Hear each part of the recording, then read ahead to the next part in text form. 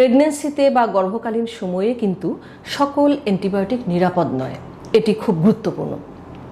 যেমন দেখেন, বহুল ব্যবহৃত প্রস্রাবের ইনফেকশনের একটি ঔষধ হচ্ছে নাইট্রোফিউরান্টুইন, যেটি প্রেগন্যান্সিতে গর্ভাবস্থায় আমরা বলি ফার্স্ট ট্রাইমেস্টার এবং সেকেন্ড ট্রাইমেস্টারে সেফ, কিন্তু লাস্ট ট্রাইমেস্টারে বা শেষের 3 মাসে যদি দেওয়া হয় তাহলে কিন্তু রক্তকোষ ভেঙে যেতে পারে।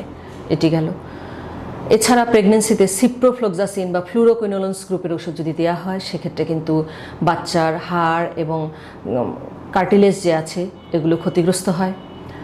যদি টেট্রাসাইক্লিন গ্রুপের ওষুধ দেওয়া হয় সেক্ষেত্রে দাঁত এবং হাড়ের ক্ষতি হয়। এছাড়া যদি ট্রাইমিথোপ্রিম গ্রুপের ওষুধ দেওয়া হয় তখন কিন্তু ব্রেন বা নিউরাল টিউব এগুলোর ডেভেলপমেন্টে হ্যাম্পার হয়।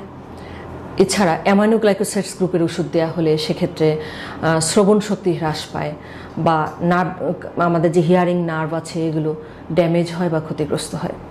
তাই গর্ভকালীন সময়ে কিন্তু আপনার মন চাইলেও আপনি নিজে একটা অ্যান্টিবায়োটিক সেবন করলেন, পরিস্থিতি না বুঝে বা প্রেগনেন্সির কোন সময় কোনটি নিরাপদ সেটি না বুঝে অথবা দোকানদারের পরামর্শে সেবন করলেন, সেটি উচিত হবে না।